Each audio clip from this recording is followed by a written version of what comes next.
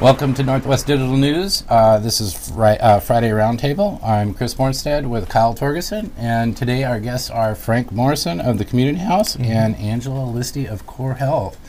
I want to thank you guys for both coming on the show today. Thanks for inviting us. Thank you. Yeah, we were over at the Community House, what was it, like a week or so, 2 weeks ago, I think Kyle? it was like the 28th. The 28th, and we helped cook some dinner over there and got some information out and had a pretty good time over there.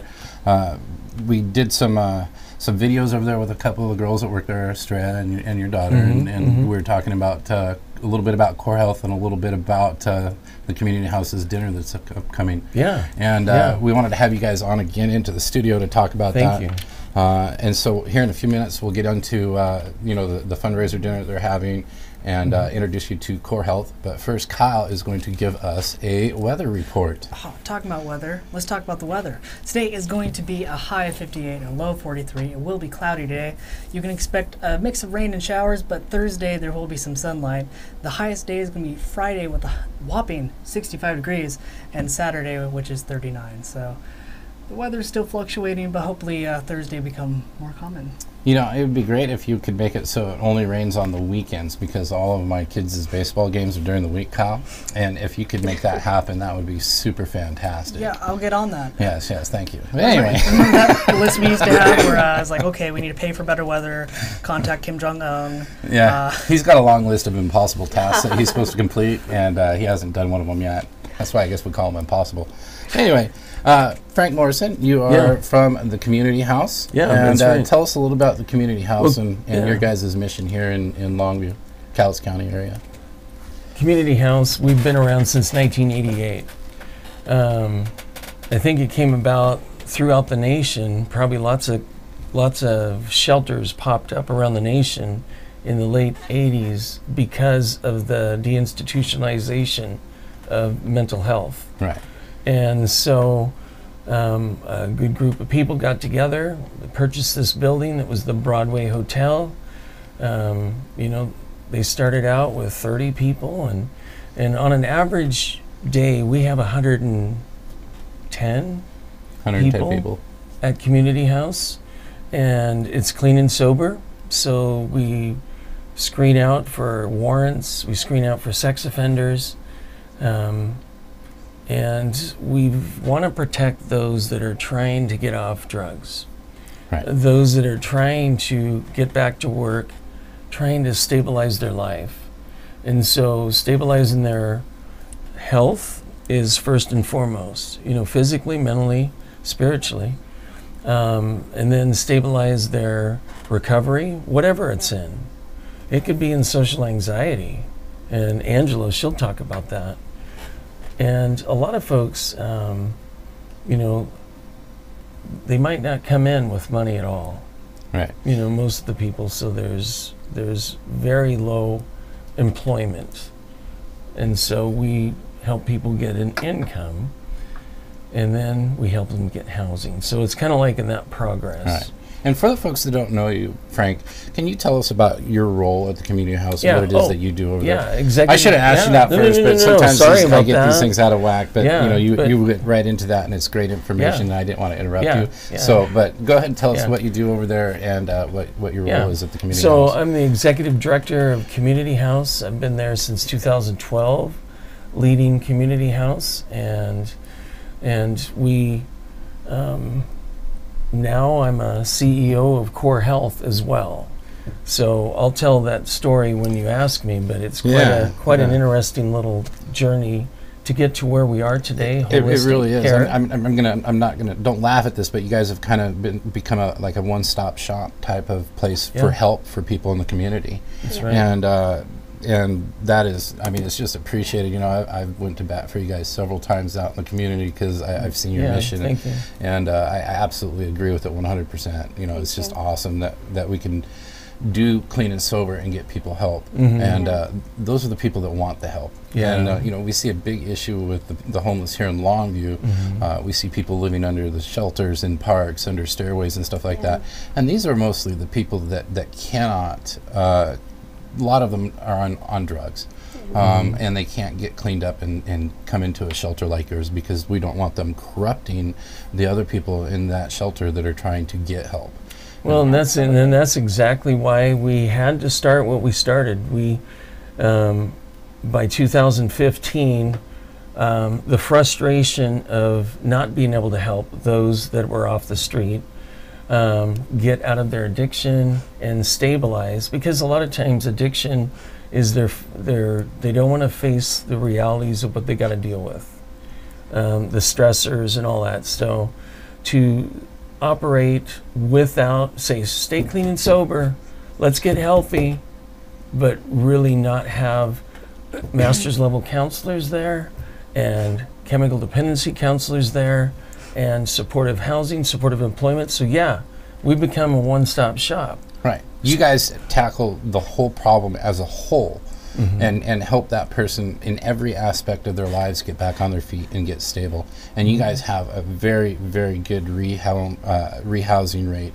where people stay in their houses. It's like 76% of the time. 76%. So we have exit into stable housing. One of our commissioners is out there running around throwing out this really high stat of how successful we are in keeping people housed, and that's because of you guys and what you guys are doing. And whether and the community needs to know that the successful numbers that are coming out of Cowlitz County are coming out of the community house on Broadway. Well, thank you. It's just been a lot of hard work, and the thing is, it is the community's house, because when you go there every night, there's another cook group volunteering, just like you guys were about a week and a half ago. So much fun, you guys. And there's like 30 or 40 different cook groups. So it's a large operation by the community. Yeah. Next time, I will say that this next time the next time I come over and cook dinner, I noticed that you guys serve the dinner to the folks, and then the servers go home. Next time, I'm going to go ahead and I'm just going to sit down and I'm going to have a meal with these folks. I hope that's okay with you guys. That's great. Relationship. I think that was really excited to be at the community house, because when I was in there, you would expect to see people maybe be not so happy or be depressed, and everybody was so happy and friendly and I mean willing to help each other. And that's something that I really noticed over there, is that it's total positive vibe. Because it's hope. They've got hope. They've got something that they can see in their sights that, I can. We've had a couple of people that have been on the streets. One guy said he'd been for like 40 years. He's been off and on in the streets, and now he's working through it, and so even after 40 years, you guys, you can still come and try to get help, and these guys can help you do that. Because that hope has to be in front of you, because if it's too far off, it's easy to give up. Yep. And it's easy to just scrap it all and just really a slow suicide on the street. Yeah. I don't know about you, but did you watch that Seattle Dying? I did watch Seattle Dying. I think that is probably, of all the programs that I've watched on the homeless, Seattle Dying is probably the most accurate video that I've seen. And it goes right along with what my experience, because I've worked with the homeless on the streets for the last, 4.5 years? Yeah. And it goes exactly into what I have seen with my own eyes on the street and what some of the problems are. And first of all, we're a nation of laws, and the first thing that you have to do is have law and order, and that means that you sometimes have to do what they call tough love, and that's something that we've gotten away from a lot, because we have this mentality now, everybody gets a trophy and everybody gets a hug. Everybody wins. Treats and trophies, right? And that is not, big old hugs from grandmas, out on the street are not going to help these people. That's right. So one of the reasons why we came here today is to talk about a dinner that you guys have upcoming. Running a shelter, I imagine, probably can be pretty costly. Yeah, and, it is. Running a shelter for families and kids, as many as the folks that you have in there, can be quite costly. So you guys are going to be having the Community House 9th Annual CARES Campaign Dinner this month. Is going to be on April 30th. At the Cowlitz County Expo Center from 5:30 till 7:30 p.m. Can you tell us a little bit about the dinner and what's going on? First of all, this is a fundraiser. It's a fundraising dinner. So it's not a freebie. But it's so basically, when you guys come, you're going to want to get out those checkbooks, and you're going to, you have. It's a suggested donation of $50 per individual. Unless they want to sponsor a table of 8 and, and buy the, table, that would be $300. The thing is, we want to fill the convention center because we want to recognize that, yes, we are doing something in the community for homelessness. It's not happening, it's happening. Yeah. And every year we see 650 to 700 people a year. And if we're stabilizing 76% of them, then there's a good close to 500 people every year that don't return. So in the 4 years you're talking, that's 2,000 people that came through the homeless system that did not return. That's what we are looking for. Those are the results that we're looking for, is the people are getting help. So basically, and so the dinner, the dinner is, it costs about $50,000 to $60,000 a month to operate Community House in a safe way. Now it sounds like a lot, but when you have 100 people there, that's only like $1,600 a day. With 100 people living there, with 2 meals, breakfast and dinner for free. It's on the community.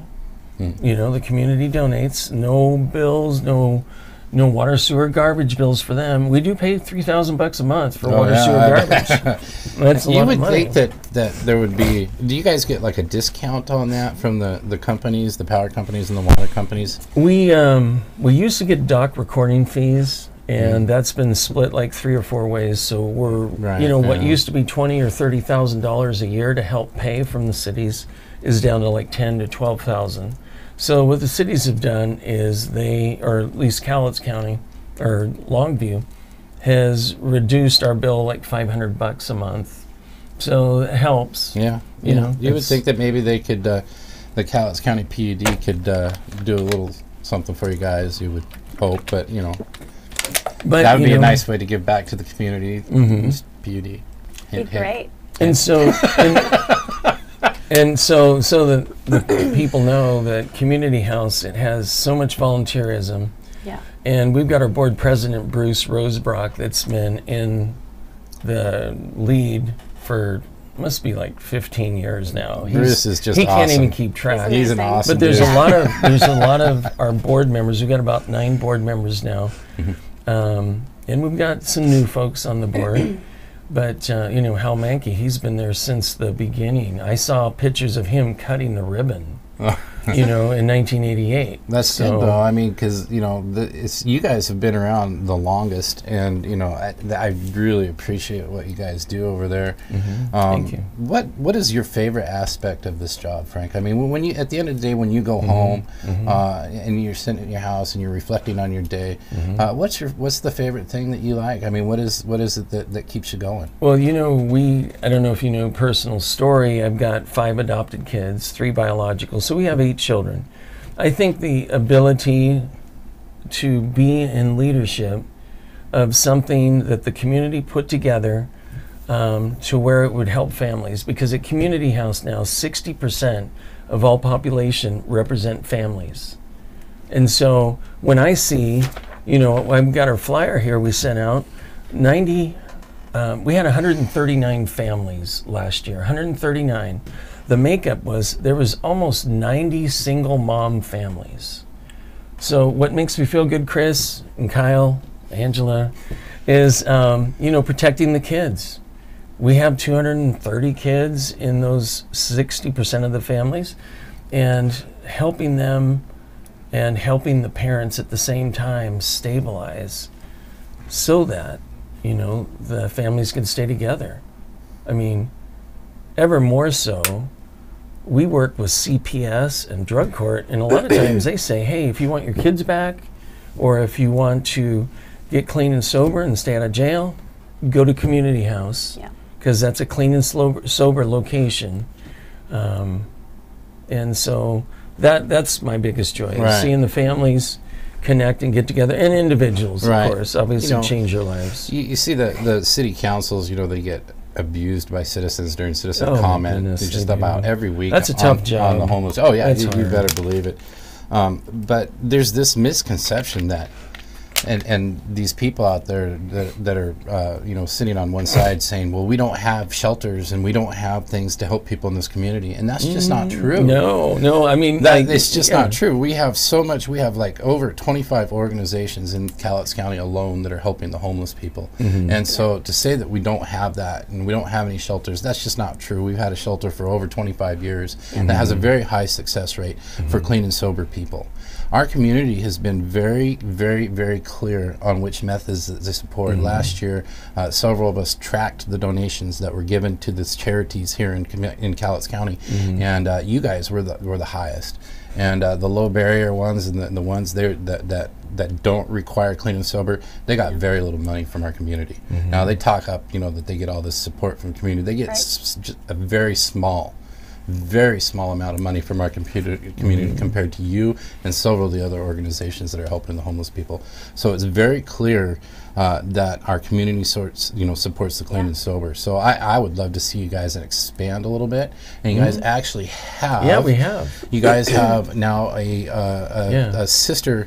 What do you call it? A sister organization that is called Core Health. Core Health. And this is part of that, helping the whole problem situation where now Core Health is a mental health facility. Is that correct? Yeah. And Angela, you are the person that runs Core Health. So can you tell us a little bit about Core Health? Yes. What your role is at Core Health and what the mission is there? My name is Angela Listy, and I'm the Chief Operations Officer there at Core Health. And I feel like Core Health and Community House on Broadway are synonymous. So you can't have one without the other. Of course you can separate them, but you take away the uniqueness of what we offer. And I always feel like Frank is so incredibly humble when he talks about his role. And so I feel like it's my obligation to really explain really how Core Health was birthed and what that process was, because I think once people understand that and they hear that, they begin to understand what we really do in the community and what our mission really is.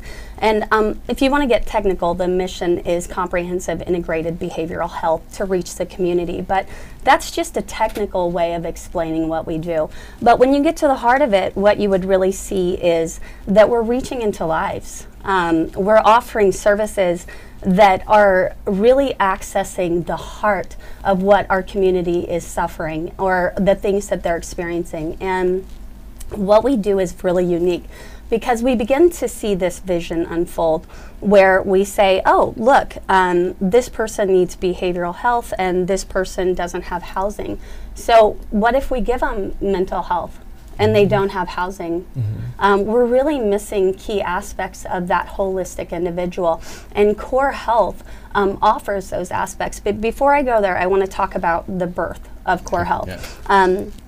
So in about 2015, Frank Morrison was the director of Community House on Broadway. And can I share your story? That's fine. Okay. Yeah, sure. This is the stuff we love to hear. Okay. So. I always share it, and I never really care if he says yes or no. I just do it. She's going to talk anyway. Yeah, I'm going to say it anyways. So he, as he had talked about, he had adopted some children, and he already had 3 beautiful daughters of his own. This began to really impact his family because when you're adopting children, and I should say that the mom was suffering from methamphetamine abuse. Severe mental health issues. Being around eventually, addiction. I think the drugs actually caused some mental health problems. That's why I kind of disagree with the addiction disease thing. But you know, I don't want to get hit by a car when I step out there. So I don't either. I'm hoping not. Is that like a jinx? But she passed away at 37, right? Yeah. And Too young. Way too young. And he had 5 of her children, him and his wife and his family, and he began to see the toll that it was taking on his wife and his family, and he was working as well, and then he's the director of Community House, and he's having to take his kids up now to the Seattle University Hospital, and in that process, he began to see the impact that mental health and behavioral health, things were doing for his family, and so he was bringing these techniques home, and he started to see a difference. And he walks into Community House every day and he sees, wait a minute, this is my family, my people. they're suffering. How do I reach them? And out of that birthed the idea that they also need these techniques that I learned at Seattle University's hospital. And you know, the truth of the matter is Frank is an incredible family man. I get the opportunity to work next to him every day and see his love and devotion, and that really transfers to the passion that he has for our people at Community House and the homeless population and the addicted population and any population. As a matter of fact, I see it every day, and he used that vision to create and talk to friends and network, and that's what we need, the community, and start Core Health. And you want to tell them about how we got the building? And that's it was crazy. Incredible alone. It was all, you know, like you said, the birth mom had passed away in 2013. Yeah. October 2013. I want Okay. you to realize the timeline is bizarre, because in 2012 I became the director. 2013 the birth mom had passed away. Now before that, 2013 in December, Dr. Thorson, Dr. Richards and PJ Peters, 5 doctors and their spouses gave the internal medicine clinic to Community House. And that's a 9,500 square foot building for free. Wow, so that's nice. Now, see what I mean by the community supports what you they guys are doing? Well, and that was the gist of it. They said, so as the passing away and the donation of the building, at the passing away, literally I'm doing the funeral as a pastor of the mom of the kids that we adopted, and I saw someone that looked out of place, because our kids, you know, they got some dark skin to them, and so there was this gal that stood out, and I went back and asked her. I said, "Who are you?" And she said, "Oh, my name is such and such." And I said, "You know, I'm wanting to start a mental health agency someday at Community House. Would that be something you'd be interested in?" Because after she told me she was a counselor, well, little did she know, and her business started to take a dive. And by January, she was saying, "Hey, yeah, I will." And so throughout the months of 2014, literally it was 1 or 2 people in the building down there at 14th Avenue, and trying to put the policies and procedures together. By September 2014, we had our license, and by January 1st, 2015, we had our first contract. And so the gorgeous thing is now we can actually not just say, don't do this, but we can support them holistically by physically taking care of them. You know, the Maslow's hierarchy we hear all about. Yes, I've heard about that. People do need those basic needs to be met.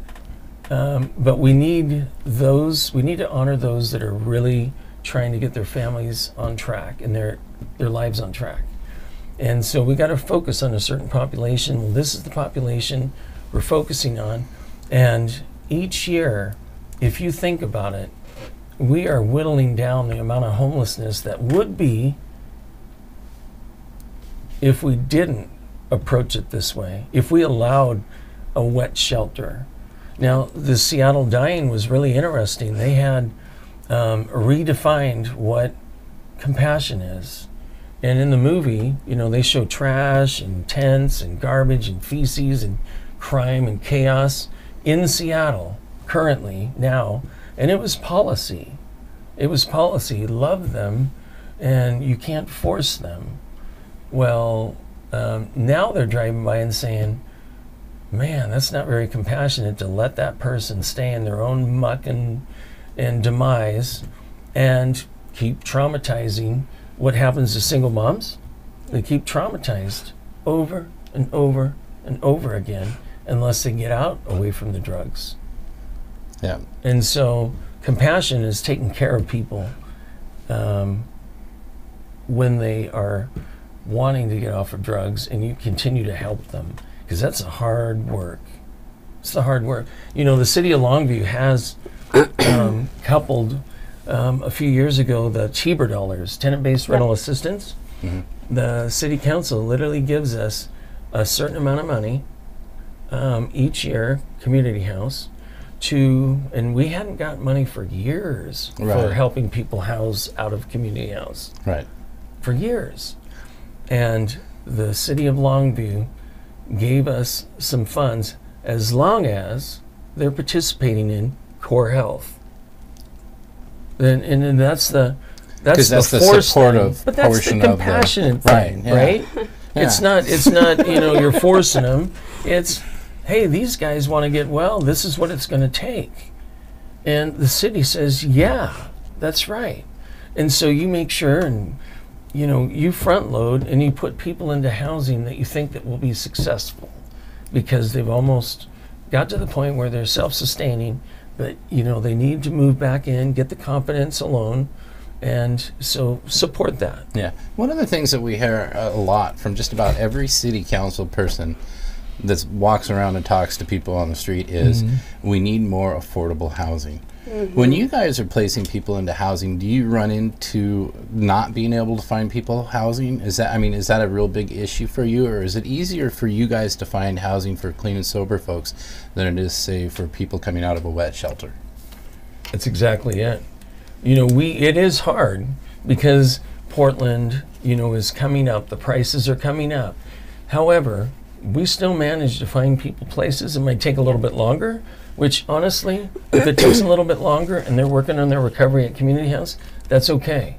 The average day stay is only about 90 days anyway, but there's people that might have to stay 6 months longer or 2 months longer. We just want them to come one time through. Right. But it definitely, the affordable housing is an issue, but the addiction is the bigger issue. Out of the 70 adults, about 40 of them are going to group for chemical dependency of the individuals.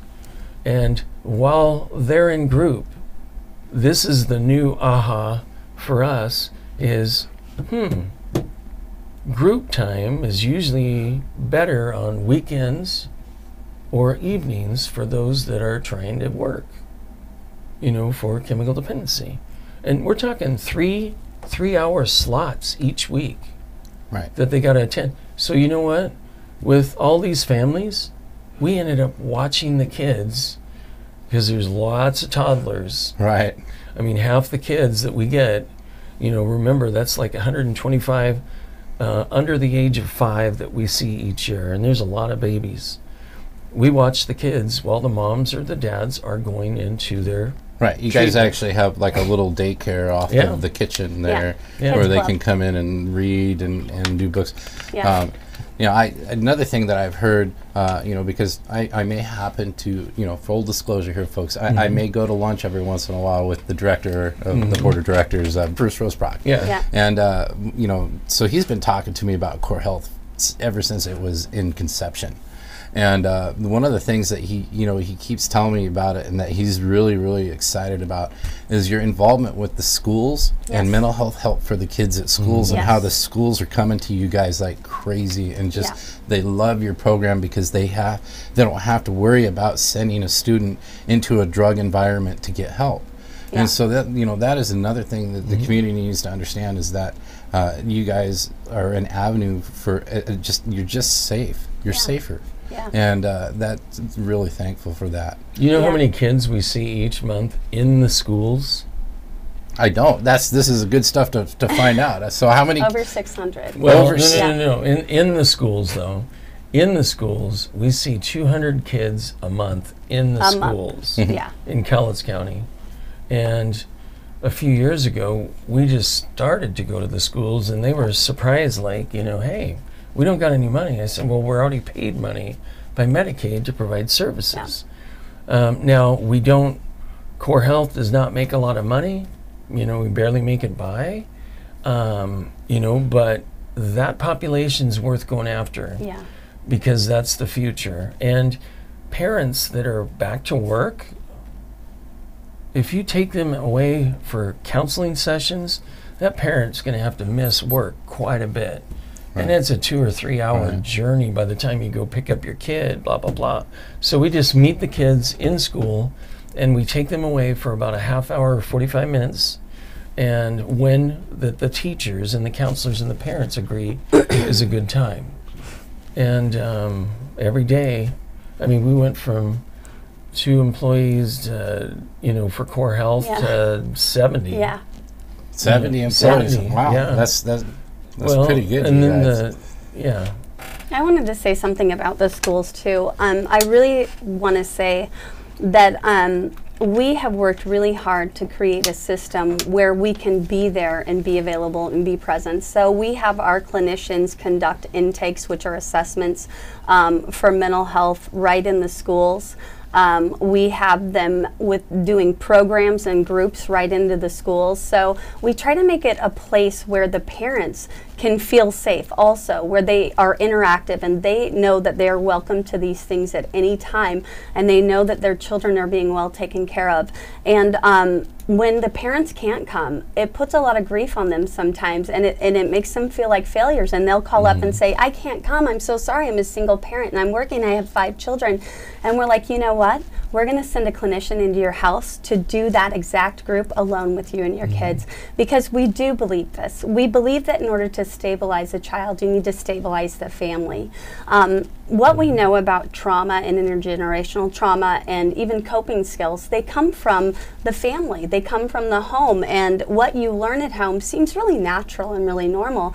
And sometimes you'll be sitting with a kiddo and they'll be like, no, everything's really good. And then you're like, well, tell me about your day. Well, I stay in my bedroom all day. And you get into the heart of it, and mom and dad are out there fighting. Sometimes they're not home. Sometimes they're using, drugs or what have you. And the child's found ways to deal with that world. And that really shows that the child is adjustable and they're adaptable. But we want them to be adjustable and adaptable in a way that they can function and use skills and not later turn back to those skills. So our school programs are really built in the heart of teaching those children skills that they need in order to survive when stress comes, because what do we know? Stress is going to come. It's going to come every day. You're going to walk out your door and be hit by a car, and you're going to feel stressed. So our school programs are a really big deal. And right now we're moving into Lewis County as well. So we're trying to develop pod systems there. Yeah, so we're not going to stop. Yeah, I think I heard that you guys had expanded into Chehalis or Centralia. Yeah, we've been there about a year and a half. Yeah. I think I'm just going to be taking a drive up there pretty quick. Come on up. Yeah, let's eat. So, what is your favorite aspect of working at Core Health? And you're the director over there, correct? Yeah. And so, I mean, you oversee everything. What is your favorite part of the job? When same thing. For Frank, when you go home at the end of the day and you're reflecting, what is it that you're focusing on? It's hard to choose one thing because I don't want to minimize every aspect of the job. So I'm going to say more than one. So I think that this is the most important thing to me is community. And when I'm driving home sometimes and I'm thinking about, whoa, think of all those people that came to the shelter today and they fed our families. And then I think about the families, and I think about how some of them have left our shelter, and they come running in the office, and they're like, I need to see Angela right now. She's the only person I can talk to. And I come out there, and they're like, hey, I knew today that I needed a mental health update.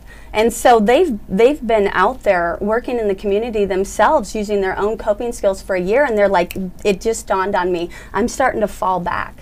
And when they can do that and they can come in there, that's success. And so those are the things that drive me and excite me. I think the other thing is our clinicians and our administrative staff. I feel like it's like a family. And when we interview people, the number one thing I want to know is, are you a fit here? Not just for us, but for you, because when you work here, I want people to say Core Health, that's where you want to be. Not just because Core Health is great, but because of what they're doing for the community, how they're touching people, and what they believe. I want to be like a vacuum salesman that really loves my product, and really believes in it. And I think I could just go on all day about the things that I love, but those are really the basics. Right. She's got phenomenal energy. You have to. I mean, this is almost like a, one of the things that are said in the homeless arena is we have to end homelessness, and that is a very unrealistic goal. And or is it unrealistic? And when you say we're going to end homelessness, you're actually doing more damage to the cause than anything, because then you're setting your goals way too high, and the homelessness goes as far back as you The can poor possibly. will I mean, always be even in among the us. Bible, we Yeah. talked about Yeah. homeless people. So this is Wow. one of those Yeah. issues that's never going to go away. Yeah. We're always going to have it. But what is next for Core Health and Community House? You know, it's already kind of happened. We just haven't had a chance to talk about it to the community. The Social Support Center has been open since December 1st or somewhere thereabouts. Jim Walsh got us some housing trust funds last year. And the where King's House of Travel used to be, right on 12th Avenue, 1408 12th, there is a social support center. Now, the social support center is kind of like what they were trying to do with the urban rest stop. However, the population that's coming there, Community House owns the building, and I put Core Health in there to help them with the housing and the employment side of things. Okay, and doing their SUD, because a lot of people that come out of Community House are still needing chemical dependency because they've moved out. And so they go to the Social Support Center for the continuum of care. And as they do that, they still got their supports that are there that helped them get the housing or that helped them get the unemployment. It's peer-led. It's ran by Trish Johnston. Right. And so the peer counselors basically lead that, but we have our chemical dependency people there, and it's a very active place. Yeah. I'm glad that you brought up peer counselors because that's what I wanted. I actually did want to talk about that. And Angela, when we were at Core Health, several people identified themselves as peer counselors. So could you tell us about what a peer counselor is, what their job is, and what their role is? Yes, absolutely. Peer counselors are counselors that offer counseling plans that are kind of filtered down from the clinician down to the client. And they really have lived experience. So they've had experiences. Some of them have had addiction. Some of them have had domestic violence. But the point is they've had real life experience, and they use that and they've made it through in order to service the community. And it's an amazing thing because you have your clinician who can be there a set amount of time according to what we're authorized to service the community with those amount of time. So 12 hours a month or something. But that's not enough time because you really want to be holistic and offer all the services that the client needs. And one way to do that is you sit down with your peer counselor, you give them a treatment plan, you say, this is what I'm working on with this client. And the peer counselor gets the exciting job, They do. of going out there and being right next to that client. So like just helping that client, walking through and identifying the needs of that client, saying, you know, I noticed that when you did this, this is kind of how you responded. How are you feeling right now? And that gives them that workable moment that we wouldn't have just sitting in an office. And they are really working with workable moments. And then they're coming back and saying, hey, this is what happened today. And their enthusiasm and their excitement is outstanding. They probably have the funnest out of anybody. Yeah. The most interesting days are had by peer counselors. Yeah, totally. Peer counselors, we've been doing this long enough to where now we are multiplying people that have came through Community House. Okay, they lived there, they moved out. We would hire them to come into Community House maybe a year later or two because they're looking, they're looking to give back. They come work for us at the house management. If you can handle 120 people in the building and with kids and blah, blah, blah, and keep the safety, you've got some character with you. Yeah. And you've got some resilience. And we want that as employees. And so then we graduate them to case manager, and the next stop is peer counselor. Yep. So literally we're having people that have lived at Community House, because we only started 2015, and so we're already having residents that have moved out become peers. Yep.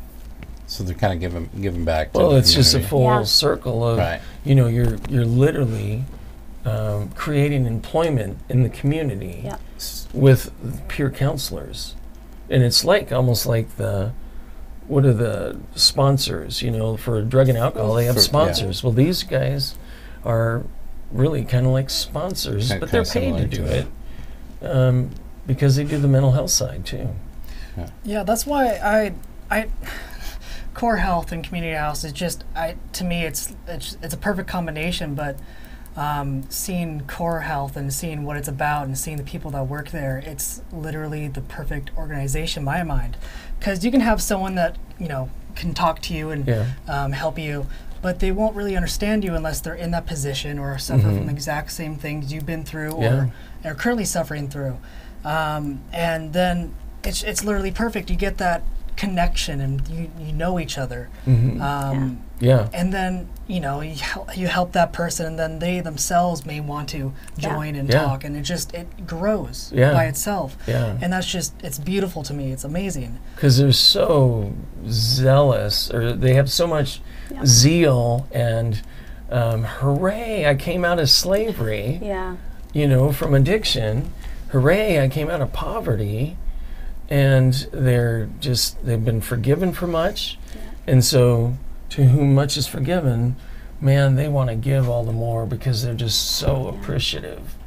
And you can't really fool them. They're pretty sharp because they know, you know, nice try. I've been there, actually. They don't have to say that, but the other person knows it. You know, that as a peer, they're sharing their story. And that's hard to argue with a testimony like that. Absolutely. Oh man, I literally just forgot my talking point, but it was based on that. It's something about it's weird. You can like sense the other person and think about it. Oh, there we go. So I hate it when I forget my. I know. It just clicked.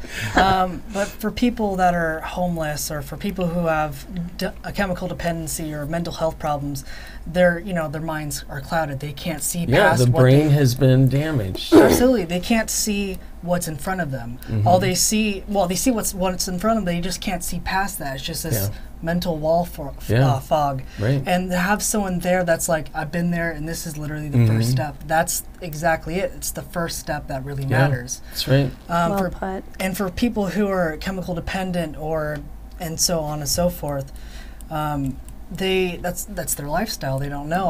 I've read about this thing where it's for people who are chemical dependent and they don't really do anything, and that's all they do. That's just all they do. That's all they know. But if you give them a job or you give them something to do, their mind gets off that. It's purpose. Absolutely. Giving them some purpose in life. Yeah, it's purpose. My my band director, I live by this, and it's amazing philosophy. So you have a circle, right? And this is your life. This is your entire life experience. And in the circle, that's just entirely you. And as you grow as a person and get older, it gets bigger and bigger and bigger.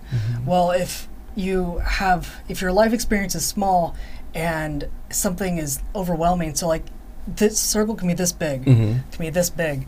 Chemical dependency can this big, and that's a big chunk. But then you give it purpose, and you give them something to do, and that just becomes such a small. Life starts opening up, and I can see now. And that's why Core Health and just Community House is such a beautiful organization. I just want to thank you. I'm happy that you guys are also moving to Lewis County as well. We've been.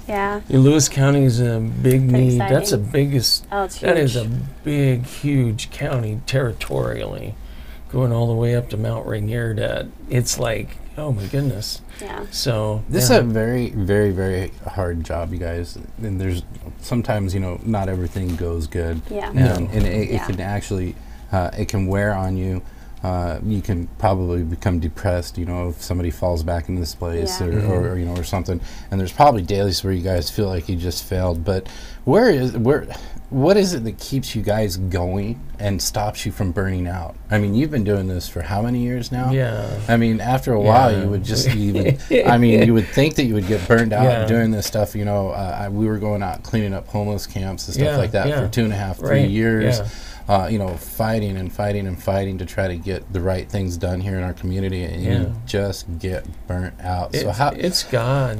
It's God. It's the Holy Spirit living through me and living through you, living through our organization, because He brings this stuff together. I mean, I could not orchestrate when things occurred, like the birth mom dying, the building given, having someone start this, and here we go, and then Jim Walsh getting us funds for this other building that we need. The next big thing, I guess for me too, is without vision they will perish. Yeah, absolutely. And so you need to have vision. Absolutely. And the next thing, really in my mind's eye, is chemical dependency for the school kids, you know, the junior high, senior high. 90% of the people that get addicted, it happens in that age era, you know, in the junior high, senior high era. And so we already have a base of 200 kids in the school we see every month. Now we're going to approach there and say, hey, have you ever tried drugs? You know, there's delicate ways you guys know how to do that stuff. You know, thank God I have professionals that know how to do that. So, yeah. So, but yeah.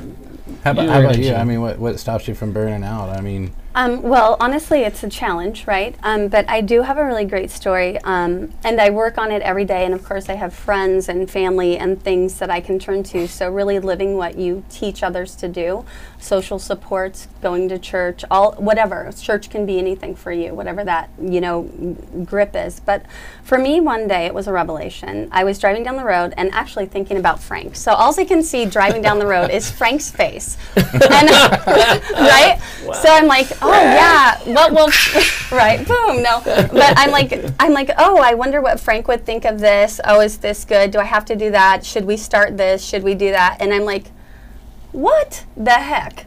So you just left your job, and the only thing you think about all night is Frank and your clinicians and what you're doing and if you're doing good enough. And I thought, this is not okay. Because even though I'm not there, I'm completely 100% there, and I'm not giving the other balance to the pieces of my life that I need to. So I called a friend, and I'm like, hey, check this out. This is what I keep doing, blah, blah, blah. And, and then I was like, so I have to practice. So now what I do is when I go to my kid's T-ball game to coach his games, I'm there with him now. And I'm sorry, Frank. You're being mindful. Yeah, I'm being mindful. No, you're literally practicing what you guys, mindfulness. There you go.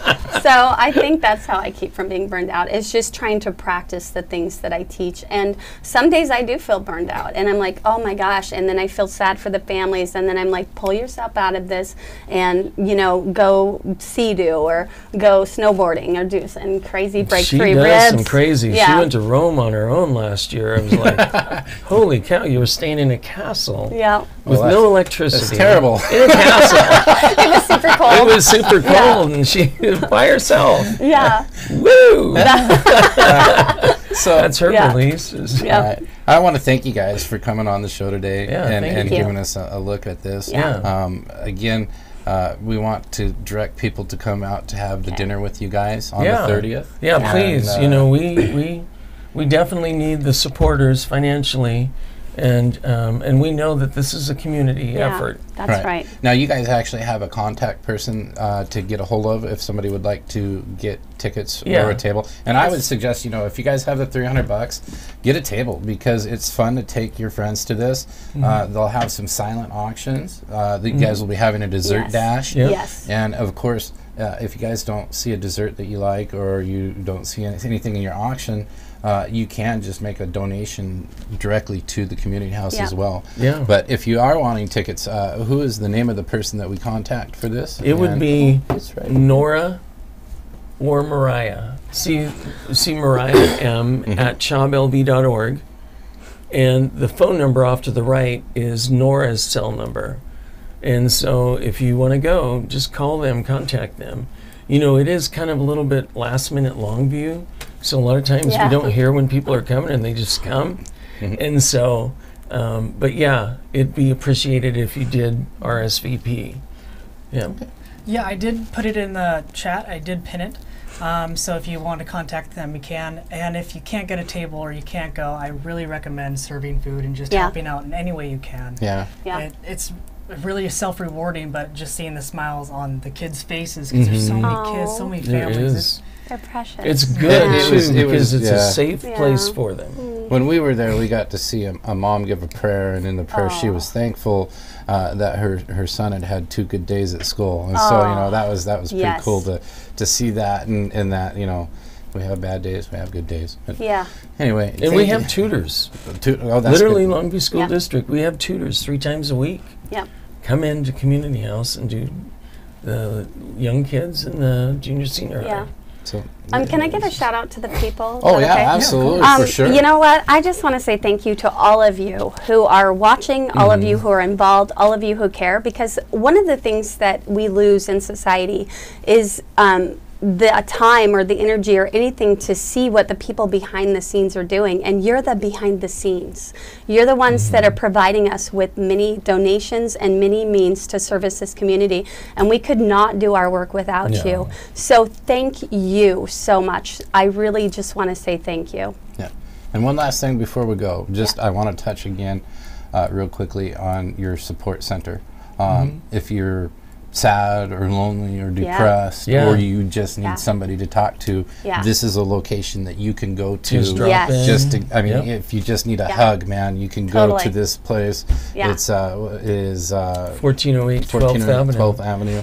And if you guys are having a hard day, just go over there and these guys will help you out. And we're really hoping to make our $200,000 goal. April 1st, July 31st, we have like that concentrated period, because in the summertime people go camping and they kind of forget about the donation. Enjoy the sunshine. So we really need the funds, because we really only have a couple of months in the bank at a time at community house, and so I've got a staff to pay.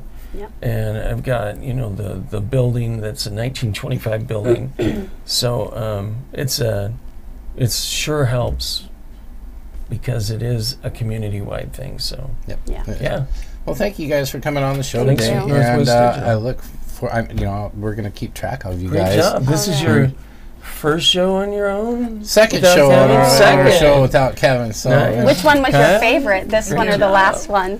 It's a tough one, because we were talking about the Constitution last time. Oh man! We also had the kids from Mark Morrison. Oh yeah, we did that too. Yeah, so you guys are our third one, but no, you guys are my favorite. Well, thank you. I was waiting for that, but Anyway. Thank you for tuning in, Thank you guys, and we will see you next week. You guys get out there and enjoy the weekend, even though Kyle said it's going to rain.